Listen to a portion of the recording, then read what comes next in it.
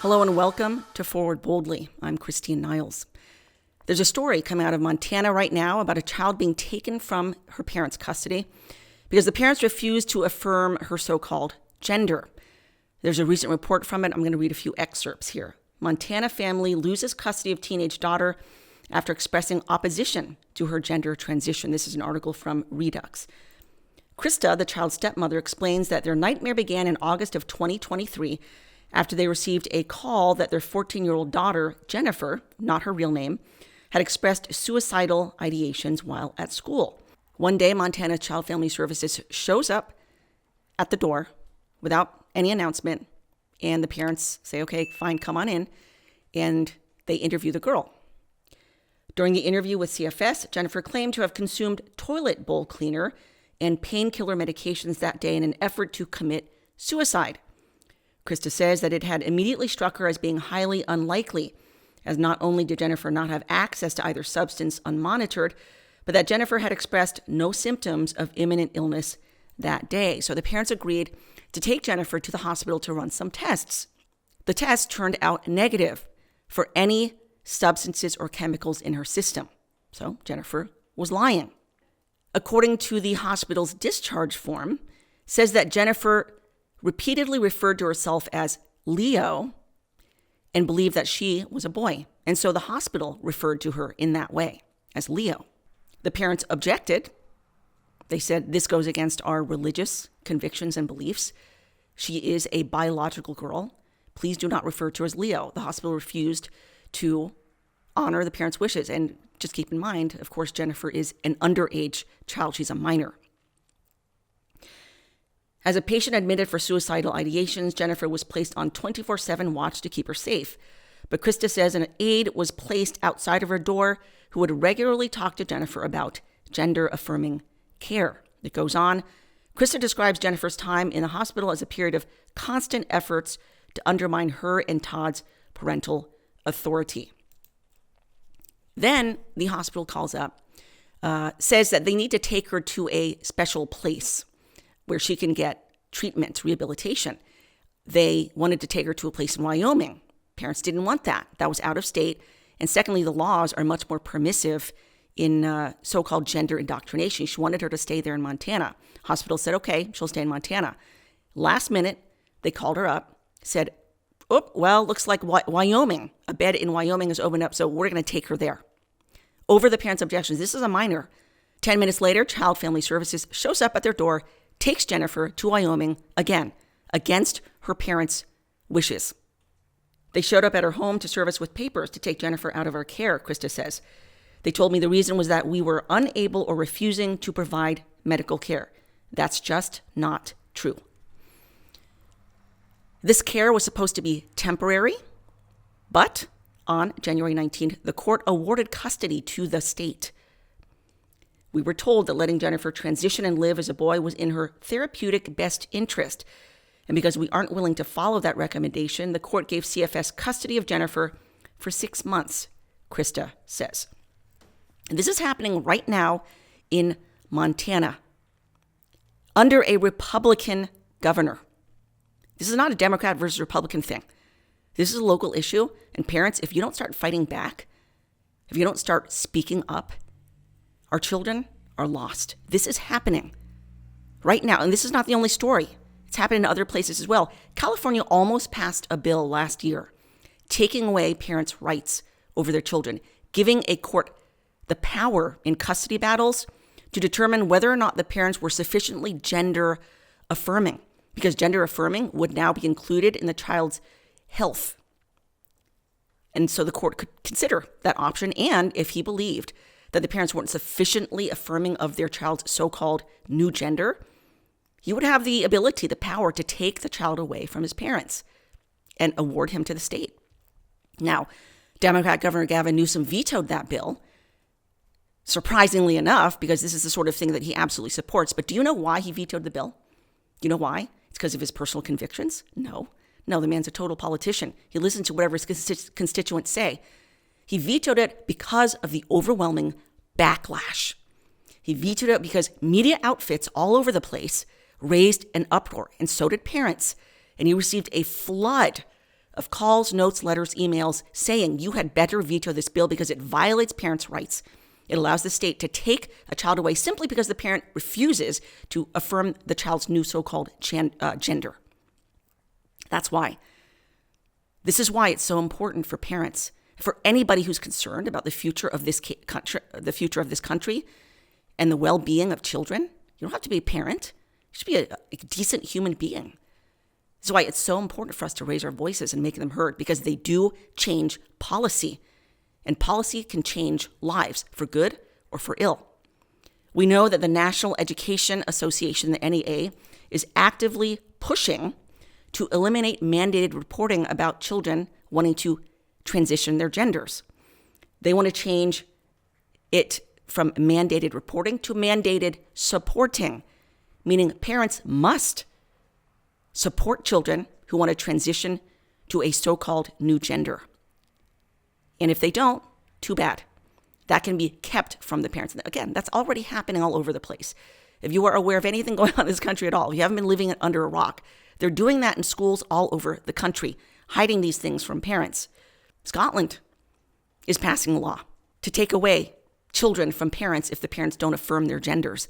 England and Wales will probably do that soon. It's spreading all over the world.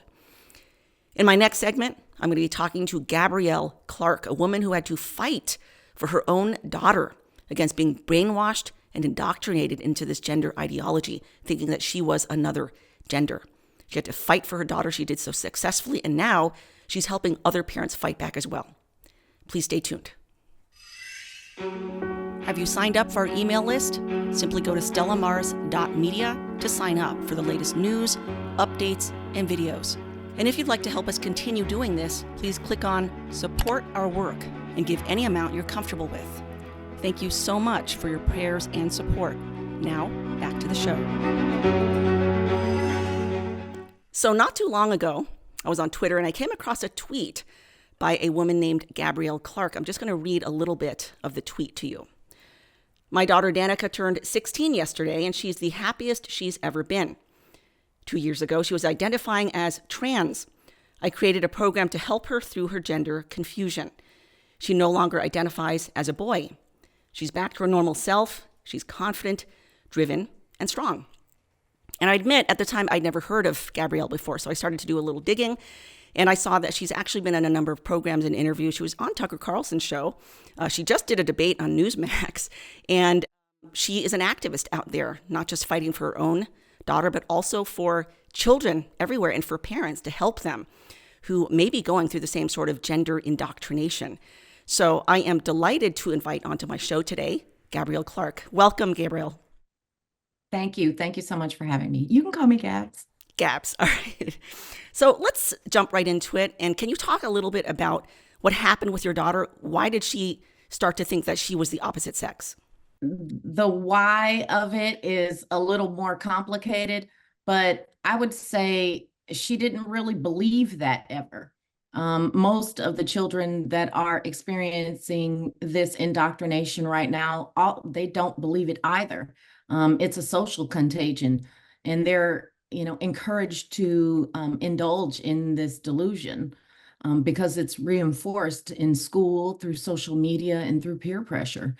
She was very, very young. She was around 12 years old, just kind of getting into the whole puberty thing.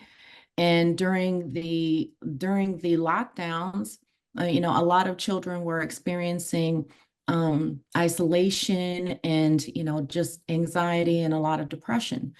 So, those combinations make for very bad behaviors in teenagers, especially when it's being enforced through, through our medical community and our authority figures like teachers and administrators in schools.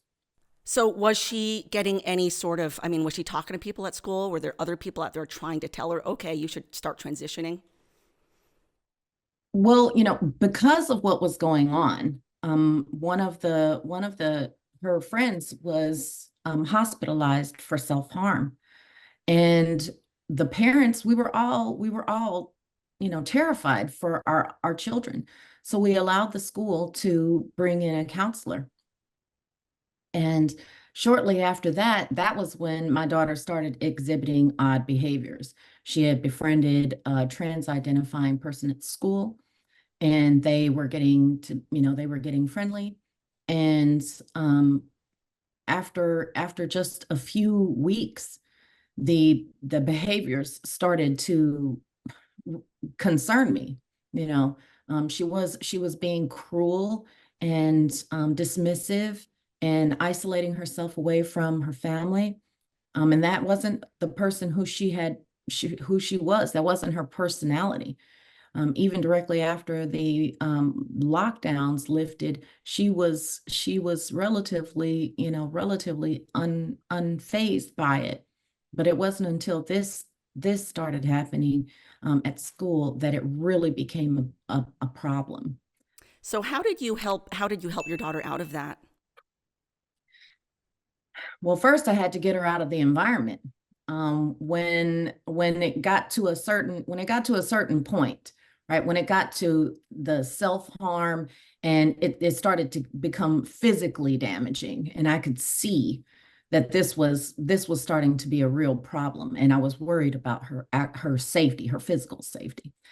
I spoke with one of the administrators at school, and they called her by a boy's name and immediately corrected themselves and called her by her name. And that was the last straw. So I devised a plan. I knew that if I went to the school and discussed it with them, I would be in danger of them activating CPS against me. So I devised a plan very similar to the way, domestic violence abuse victims, devise a plan to escape. And I escaped from Las Vegas. We left Las Vegas and moved back to my hometown of Houston, Texas. And from there, I created a program to help her successfully desist called Affirming Reality. You can find that at affirmingreality.com.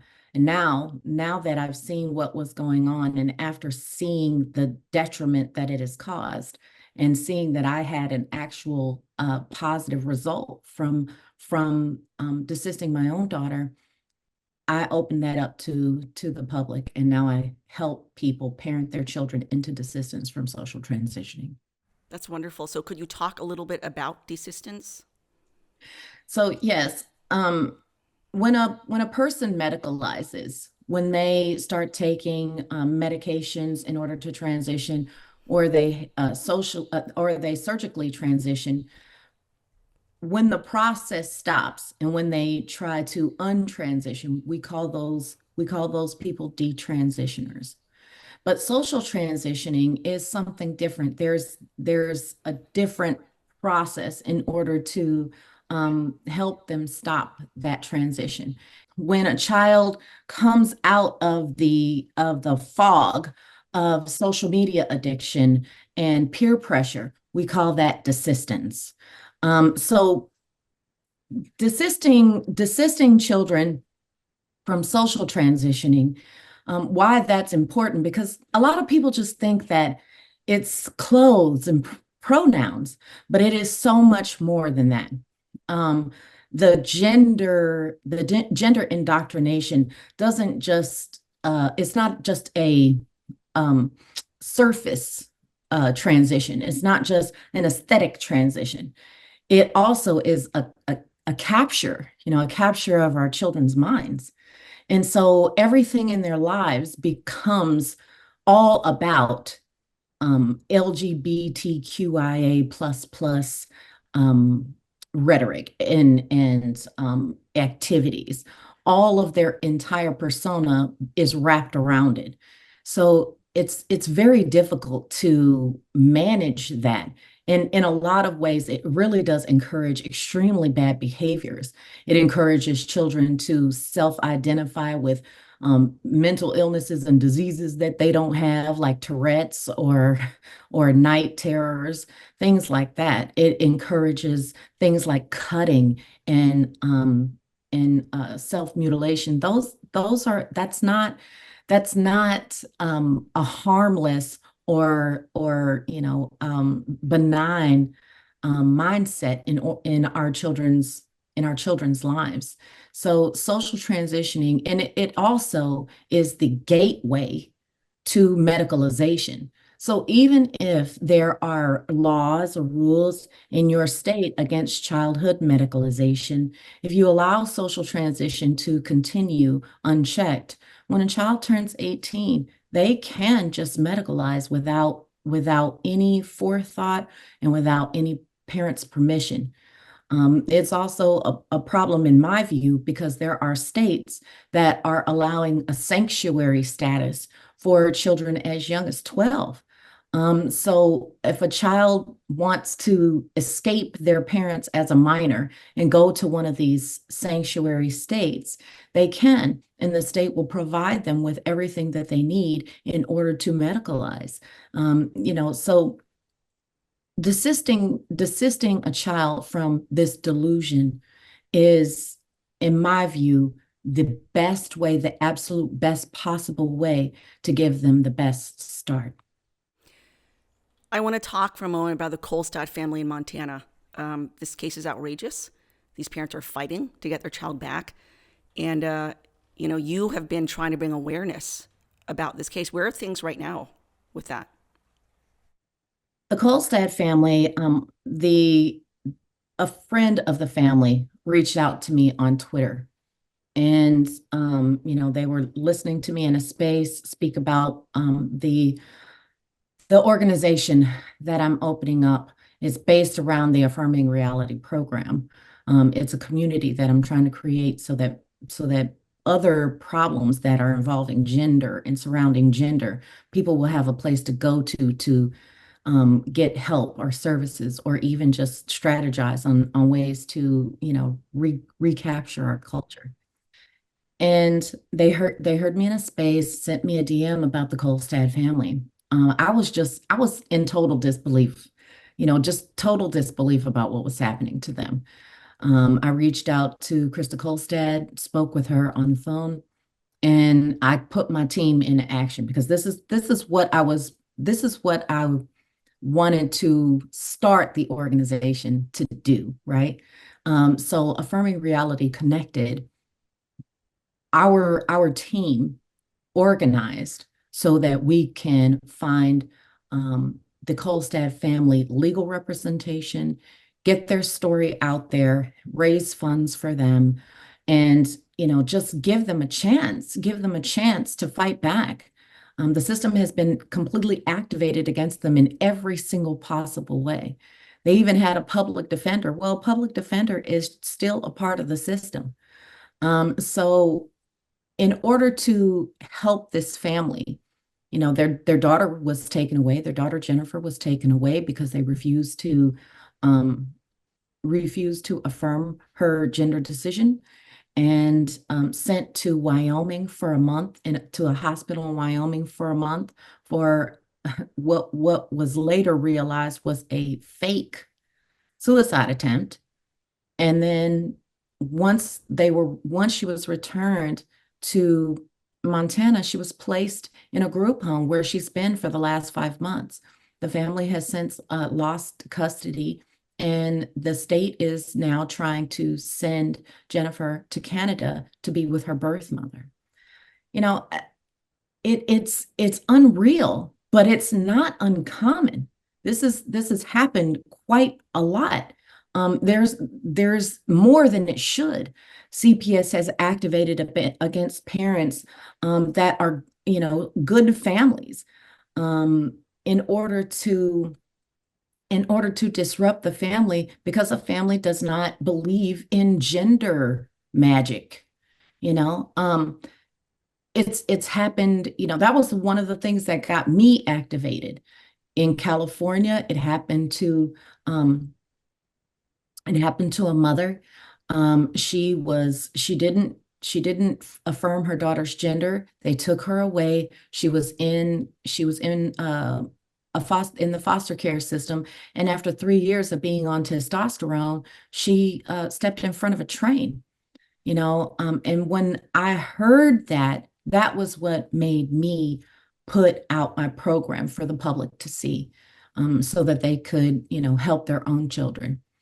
So it's not uncommon. It's happened in Florida as well. It's happening in red states too. This Montana is a red state. Florida is a red state. So it's, despite all of the laws that we have in place, it's still happening because the bureaucracy doesn't care about laws. And these unelected bureaucrats that sit in government positions, in government offices, in the authority over our lives, they don't care about laws. They'll lie. They'll skirt the law. They'll play dumb. They use all kinds of tactics. So it is important that we change the culture and not Right. just allow our government to tell us how to live.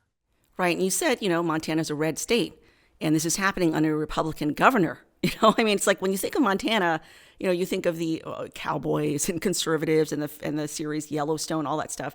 But this is happening under a Republican governor. So is this a Republican versus Democrat thing, or is this more of a local thing?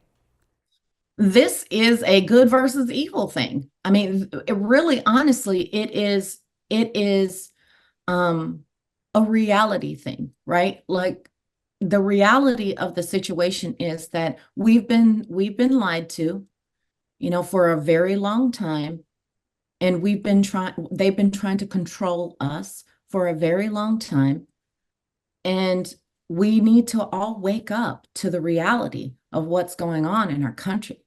We all need to wake up to the reality that they are really trying to ruin our lives. It doesn't matter what state you're in. It doesn't matter what city you're in. It doesn't matter if it's Republican or Democrat controlled. It doesn't matter. There is always a loophole. In Pasco County, a Republican area, a Republican county, there were 122 children that were Baker Acted. That means put on a 72-hour psych hold in 1 year in a single county in Florida. I mean, that's just insanity. The school district and the CPS and the sheriff's departments were all activated at the behest of the superintendents and the principals of schools. I mean, and the woman who found this out, the woman who discovered it, once she found it out, Rebecca Yingling, once she realized it and started asking a lot of questions, that was when they activated against her family. I was able to help her find, get good representation, find a lawyer, and sue them. That's what needs to happen. If we keep letting this spread without any pushback, and if it means lawsuits or protests or running for these offices, everything is on the table. We need to use the same tactics that they've been using against us all of these years to fight them back. I fought it back. I filed the first federal lawsuit against woke indoctrination in America on behalf of my son when he was in high school. And I've been fighting ever since. Well, good for you. God bless you for that. Once again, can you tell people where they can find out more about your program? You can find out about my program at affirmingreality.com. affirmingreality.com. All right, Gabs, good luck to you. God bless you for all that you're doing, and I hope that you get a flood of support. Thank you so much for being on my show today. Thank you so much for having me. All right, parents out there, audience watching, you've heard what she said. Wake up. Wake up. It is insanity what's happening right now, and we don't get a chance to sit back and be passive. Pray, yes, increase your prayers, but if you're able to get out there, raise your voices, make your thoughts known. If you're able to go out and do something, run for office, then do that. But if you can't do that, then please lend your support to people who are out there doing things like Gabrielle and others, trying to help parents and fighting for our children. Our children are our future. We have to protect them. We have a moral obligation and a duty to do so. So please pray and think and consider on what you can do to help them all. All right, thank you so much for watching and listening. And in the words of St. Joan of Arc, in God's name, forward, boldly.